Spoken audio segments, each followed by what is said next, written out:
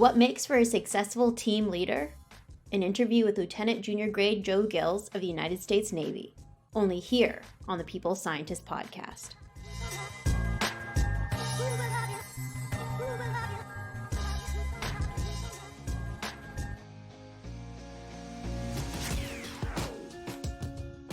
You are listening to the People Scientist, the podcast dedicated to helping us optimize our health with the latest scientific findings on neuroscience, physiology, and nutrition.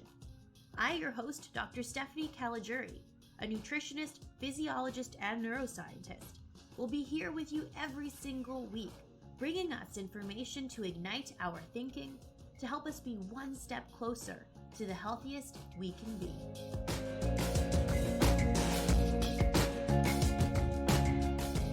Hello, my People Scientist Army, and welcome back to the People Scientist Podcast for episode 147, where I aim to arm us with some scientific evidence so we can all become a little bit smarter and a little bit healthier with every new episode. How are you doing today? I hope that you're doing well, and I have something special in store for you today. Today's episode is a bit of a unique one that will be a little bit less evidence-based and more story and experience-based, because I have the great joy of bringing on a special guest podcaster to share with us some special insight into what makes a good team leader, and what makes for a bad team leader. Today we are going to talk about leadership and personality disorders that include narcissism, hubris syndrome, arrogance, and how that can potentially lead to bad leadership. So without further ado, let me introduce our special guest, Lieutenant Junior Grade Joe Gills. He's a prior Army infantryman and currently serving as a surface warfare officer in the United States Navy. Before his current position as weapons officer, he was the strike officer on board USS Spruance, where his team earned the top scores in the Pacific Fleet for the year 2022. So welcome to the podcast, Joe Gills. It's great to be here. Lieutenant Junior Grade Joe Gills, a protector of our country, leading teams to the best of their ability under very stressful situations. We are very eager to hear about your personal experience in team leadership. So tell us a little bit about this competition that you had the highest top score for in the Navy. Sure. So all of the units on cruisers and destroyers in the Navy are constantly doing these scenarios with their Tomahawk Land Attack Missile or TLAM strike teams. So I, as a strike officer, had a team that I worked with and was leading. And so we're constantly running scenarios about ways that we could use this weapon system for us offensively. And so this is kind of just a holistic assessment of all of these units, their ability to plan these missions and to execute these missions in a timely and accurate manner. So you're essentially assessing your offensive capabilities and how accurate you were at it? Yes. That's pretty awesome. Yeah, it was fantastic. And I got to work with a great group of people. I inherited a great team, and they really made it easy on me.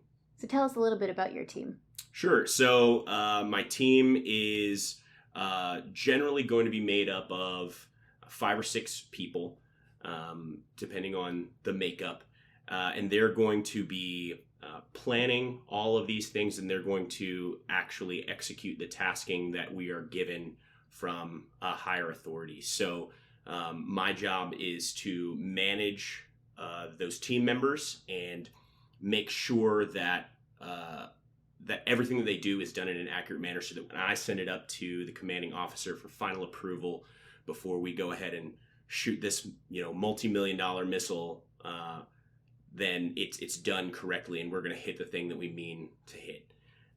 That's a pretty stressful thing then. Yeah, it gets a little stressful sometimes, especially when the captain knows what we're doing and is coming down there and he wants to do a really good job too. So it does get pretty stressful. But I think just managing those people and those different personalities and learning how to do that, it was a really great thing for me. So did you find that there were any attributes or qualities to you leading that you think helped lead your team to success?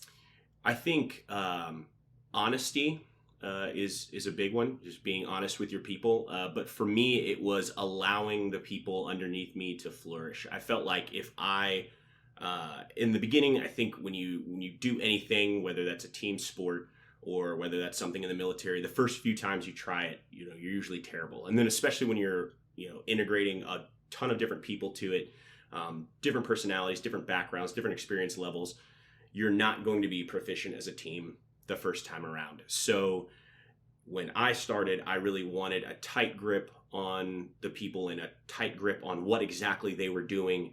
And it made us function less efficiently. It made us work in a less timely manner. Our work wasn't as accurate.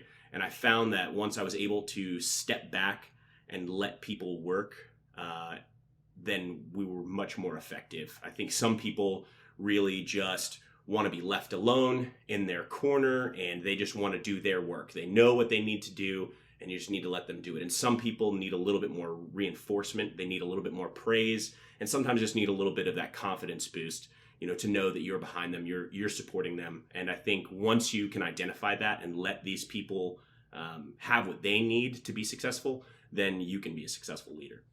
I think sometimes identifying what our team members need in itself, though, can be a bit challenging. Do you have any techniques or ways that you were able to identify what your team members needed?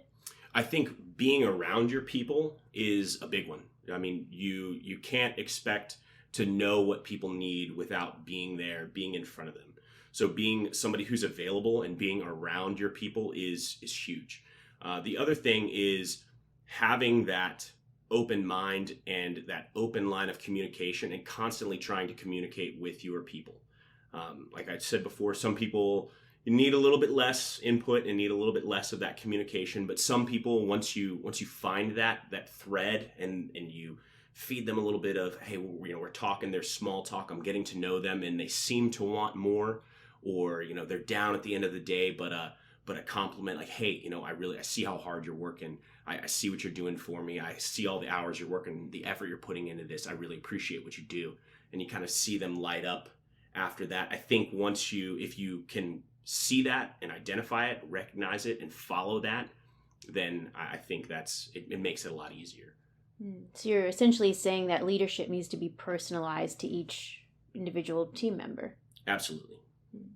You'd also mentioned earlier that you thought a great quality of leadership is honesty.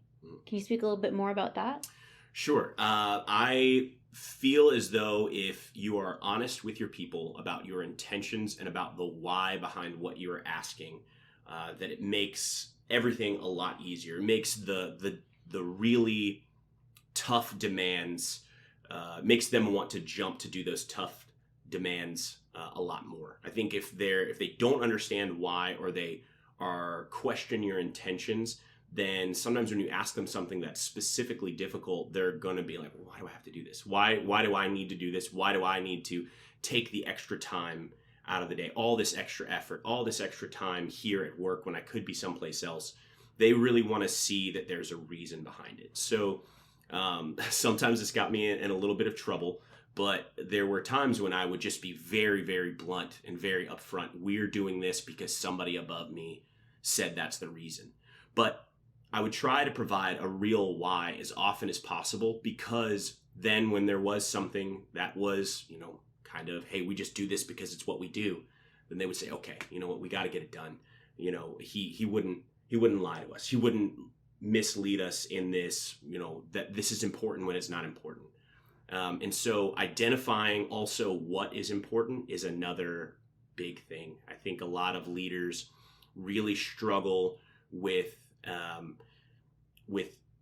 placing a value on an activity. So, sometimes getting reports in the morning and an emergency is met with the same level of stress. Oh, why weren't these reports in, at this time?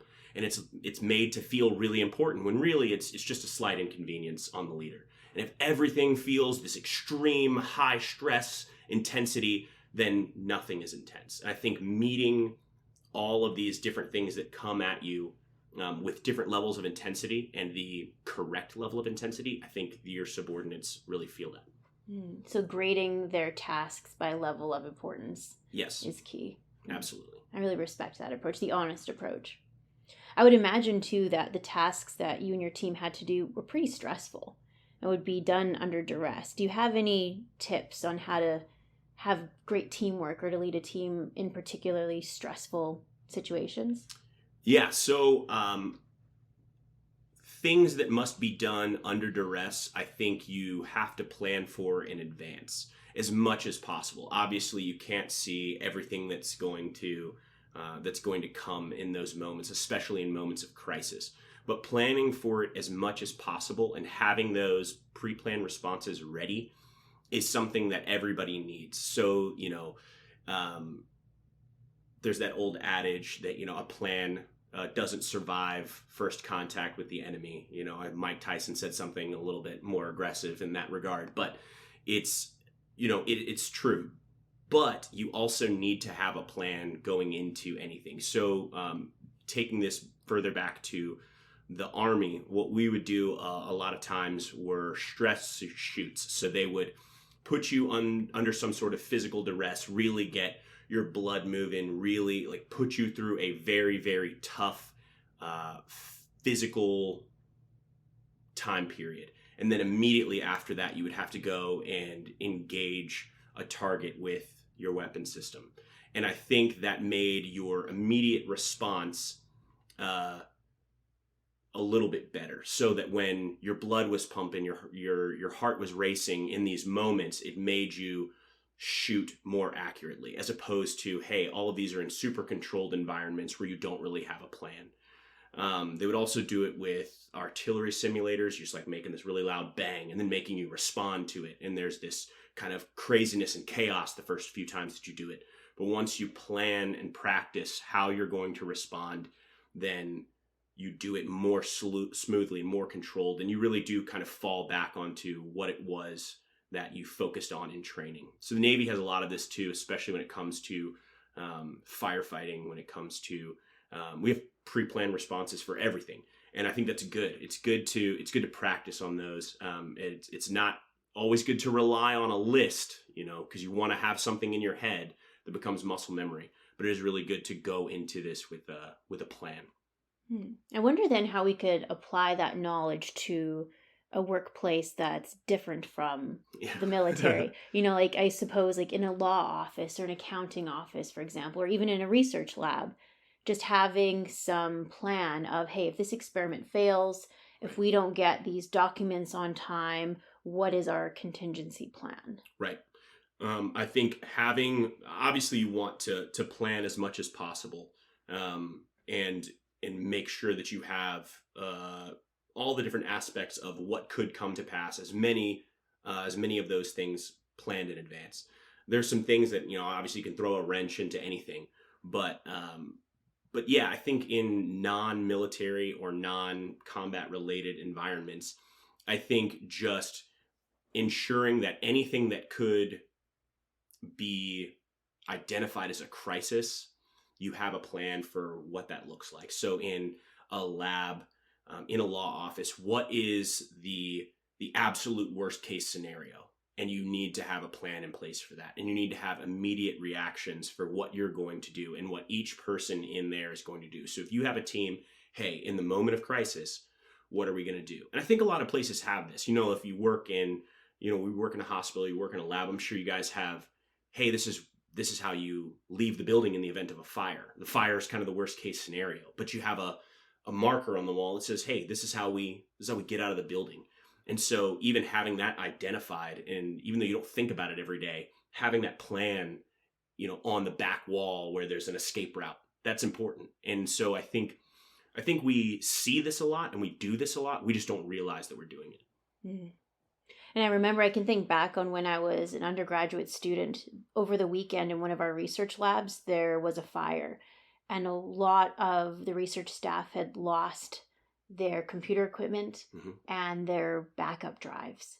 Oh, man. And so, we can apply this thinking like one of the worst things I think that can happen in an office setting or lab setting is to lose your data. Oh, yeah. Is to lose your documents. And so hopefully every group and every team has, a backup plan for if something happens to your physical drives, that you've got it now backed up, on a cloud or OneDrive or something. Yeah, pay Google for that extra storage. Yeah, exactly.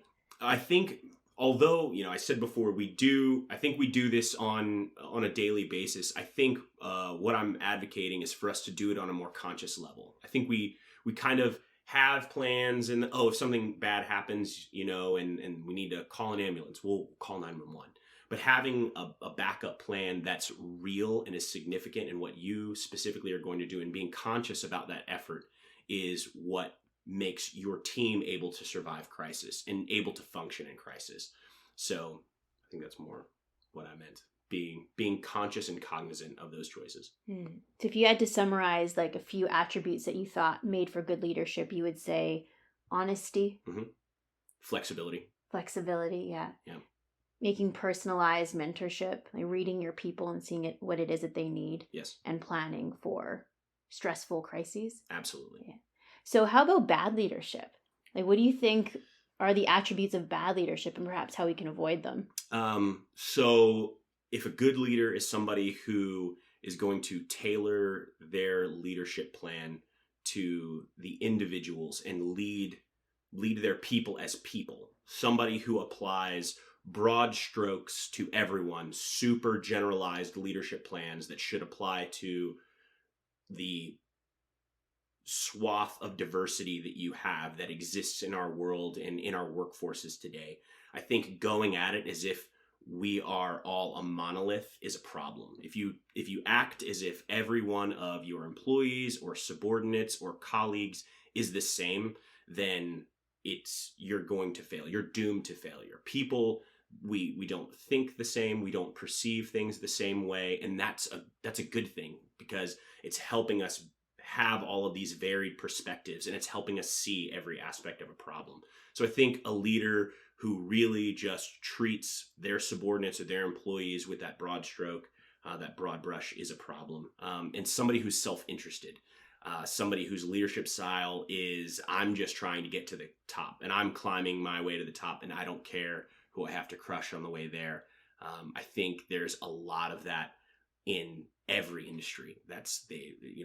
There are horror stories about it in the military. There's far more in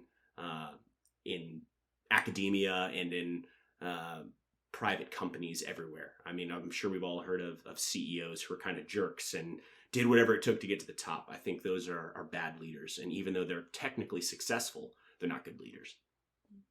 How about someone who can't handle stress? Somebody who can't handle stress, sure, I think that's a big problem. But I think that if you're not good at handling stress, if you make a conscious effort, I think you can overcome a lot of that. And there are a lot of methods and mechanisms by which you can handle stress better. It just takes a conscious effort to do so. And so a leader who is, somewhat self-interested and doesn't care to expand and to change and better themselves, I think will be somebody who at some point lacks the ability to deal with stress at a higher level because they're not open-minded enough to see where this could become a problem. And eventually these things pile up, It reminds me a bit of a previous episode that I had done on the neuroscience of self-confidence. At the end of that episode, I touched a bit upon overconfidence and arrogance and how some attributes that were correlated to arrogance and overconfidence were dogmatism and not being open to others' perspectives, which is a little bit sounding like how you're describing bad leadership. Absolutely. So, for example, we have a set of criteria called the DSM-5 criteria that is used to help diagnose certain psychiatric illnesses and mood disorders. And the DSM-5 criteria goes into the criteria for diagnosing narcissistic personality disorder, which perhaps could be a disorder that is common to bad leadership. So let's go through some of those qualities. Narcissistic personality disorder is a pattern of grandiosity, need for admiration, and having a lack of empathy. The individuals may often portray arrogance and overconfidence. They tend to have a sense of entitlement, such as an unreasonable expectation of favorable treatment or compliance with his or her expectations. They may be exploitive and take advantage of others to achieve their own ends. So perhaps some of us can think of people that we know that may have some of those traits of narcissistic personality disorder, but who is likely to develop this disorder? Well, they believe that developmental experiences, being negative in nature, being rejected as a child, and a fragile ego during childhood may contribute to developing narcissistic personality disorder as an adult. But at the same time, excessive praise, including the belief that a child may have extraordinary abilities, could also lead to narcissistic personality disorder. Often, individuals with grandiose narcissism can present with heightened mood and more energy when excited by a new idea, especially when interacting with others. The unfortunate part is there are no approved treatments for narcissistic personality disorder. So if we are working with a leader that may have this disorder, we aren't entirely sure how to treat the disorder. So, Lieutenant Junior Grade Gills, have you worked with any leaders that you think may have some traits of narcissistic personality disorder? And perhaps from your experience, you can shed some light on how may we interact with an individual with this disorder. Yeah, yes. I think that's some of these traits are unfortunately common in the military. And I'm sure all of us have at some point worked with somebody or known somebody who shared a lot of these traits. And I think it's really easy to witness some of these people who get really excited, like to deliver the sort of rousing speech that we've all seen in the movies, and then really do nothing with it. And so I think these people are a lot of talk and not a lot of substance. I think the great military example of somebody who was wildly overconfident in their abilities or the specific advantage that they had is Custer. At Custer's last stand, just a wild miscalculation of his own abilities or his position on the battlefield before eventually ultimately meeting his demise. I think for me, on a day-to-day basis, I try to fight the complacent idea that I know even what I'm seeing, trusting exactly what's in front of my eyes. If you're driving a ship and somebody says, hey sir, this ship is coming in toward us and I think it's going away from me, well, one of us is wrong. And so just a complete belief in myself and trusting in my eyes could lead to disaster. I need to have that spirit in me that questions, oh, this guy could be feeding me bad information, so I should double check. But that means double checking my own work and not having so much overconfidence that I'm not willing to believe that I could potentially be wrong. The belief that you are infallible, I think, can only lead to disaster as a leader. And sometimes the consequences are sort of innocuous. It's not that big of a deal. And sometimes they are absolute catastrophe. So I think to guard against that, you have to be questioning at all times, if somebody brings you information, should I double check their information? Yes, trust what they're saying, but verify it. But also be willing to be wrong at all times. And I think humbling yourself and having that humility is really important. I think the problem in dealing with a leader like that, though, is simply, you touched on it. There's no known treatment for this. How do we deal with these people? I think it's kind of what I was talking about before.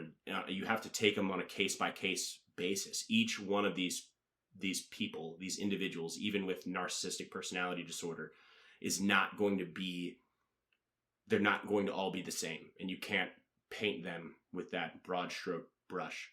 I think a lot of times, including them publicly in your ideas, and making sure that they can take credit for it, or making sure that they have some specific benefit, is something that is a way that I've found that I can still take action that I believe to be right. But I feel like if you fight them too much, then they're going to want to just stick to their guns and dig in even harder because they do have that overconfidence and belief that they are right. So finding a way to get them to buy in by getting them to believe that they somehow got you here, I think is a technique that I've used, but I'm not going to say to your listeners, hey, yeah, this is going to work every time. Mm-hmm. Yeah, it's a good experience because, working with individuals that might have narcissistic personality disorder is a very difficult challenge and something to which we don't necessarily have a great solution. But hearing your stories and your experience perhaps can start a brainstorm or some ideas for us to work toward, a better working environment and better leadership, and perhaps how to safeguard ourselves from being a leader with those bad traits.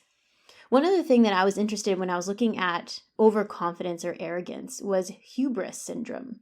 So David Owen has published many papers on hubris syndrome.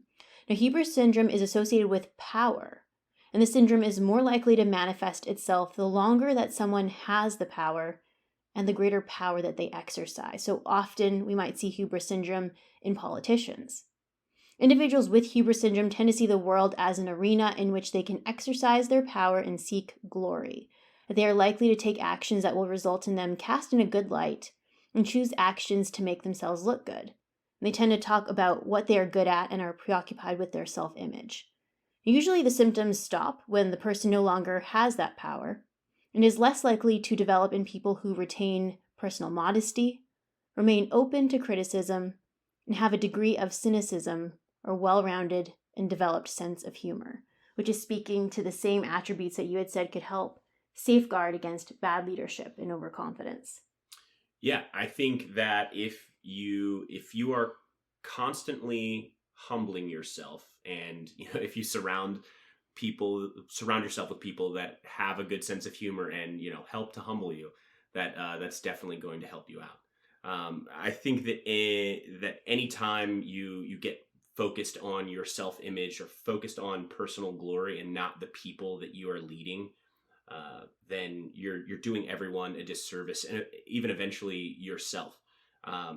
All of us who are lucky enough to be put in these leadership positions, I think, need to take a step back and look in the mirror and see what it is we really want from this. If what you're looking for is more praise, is personal glory, then I think you're doing all of these things for the wrong reasons.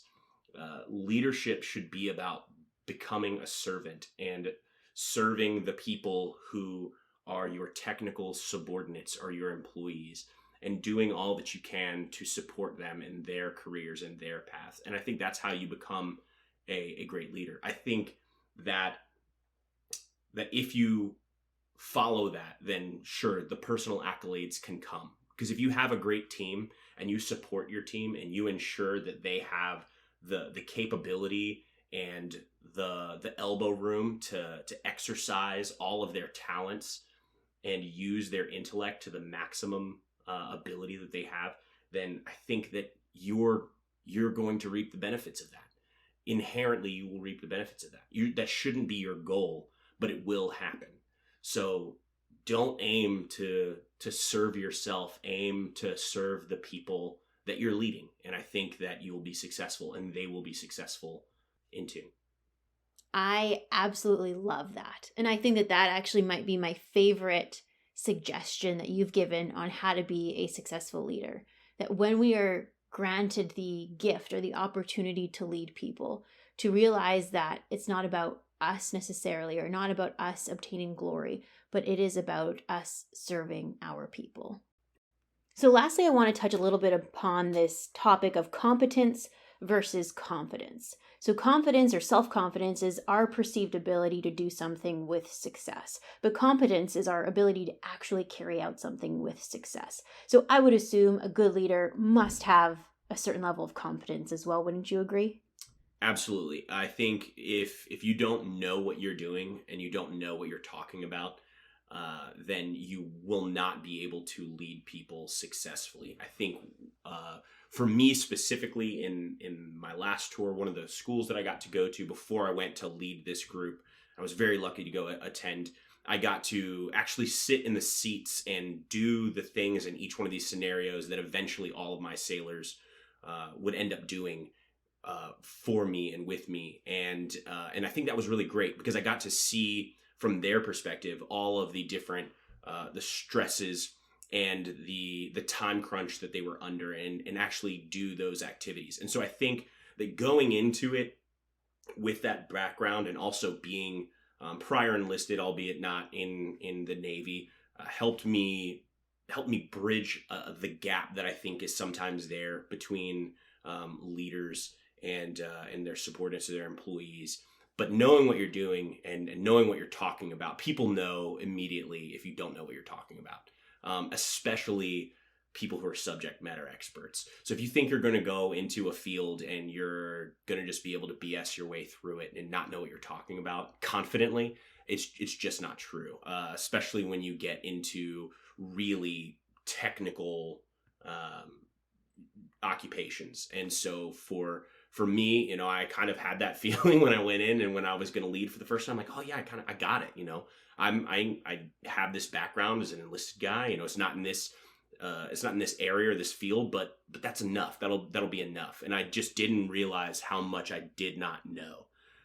And so I think being aware of that or finding that out was a very humbling experience, but it was something that really helped me along the way and helped me to grow. And I think I had some great leaders who were ready to humble me, and also who were ready to teach me. From my very first days in the Army to the last time I stepped off of my last ship, I think I was led and had great leaders the entire time. You touched upon something interesting that I bet you probably some groups do this, but to take a day to be in the shoes of your team members. You had said you literally sat in the chair of the different team members that you had on your team and saw their perspective. Yep. You went through what they went through on a regular basis. Mm-hmm. And I bet you the grand majority of leaders don't do that. And that could be a really good learning technique for someone if they feel like they want to be a better leader, is to take a day and to step into the shoes of their team members and to be able to experience and gain that perspective as to what it is exactly that they're going through. Yeah, it was an excellent opportunity. I wish everybody got to go through something like that. It's sort of a unique thing, I think, for the strike and the Tomahawk community, that the leadership that goes through that and the junior officers that go through those courses get to go there and get to experience that and cycle through every job that is going to need to be done to complete a scenario. You're going to have to do at least 2 scenarios in each one of their seats. And I think that it brings a level of knowledge to you, and at least an understanding of what they're going through. Not completely, but you get some insight into what it is that they're going through and the expectations that you should have of them, and that, sometimes when you need to, just kind of let go and let them do their own thing. I've loved hearing about all of your experiences, about how you led your team to having the top scores in this competition. So thank you for sharing all of your perspectives. So if you had to summarize for all of us listening what you think are some great attributes to lead a successful team, what could you summarize it down to? I would say honesty, flexibility, competency, personalizing your style to each of your team members, and remembering to stay humble. You've been given the opportunity to lead, so serve your people to the best of your ability and don't seek personal gain, because those accolades will come if your team can be successful. Awesome. Well, thank you so much for joining us today. I think everyone in the People Scientist Army will very much enjoy this episode. I know I don't often do interview episodes, but when I do, I always make sure to bring on a special guest that brings a different perspective to the show. So thank you so much for coming on. Thank you so much for having me. I am a scientist simply sharing scientific evidence. Some of the clinical interventions I discuss are not appropriate for everyone. Before making any changes to your diet or lifestyle, please do consult the advice of your physician or dietitian. My opinions expressed here do not necessarily reflect those of Mount Sinai Hospital and its affiliates.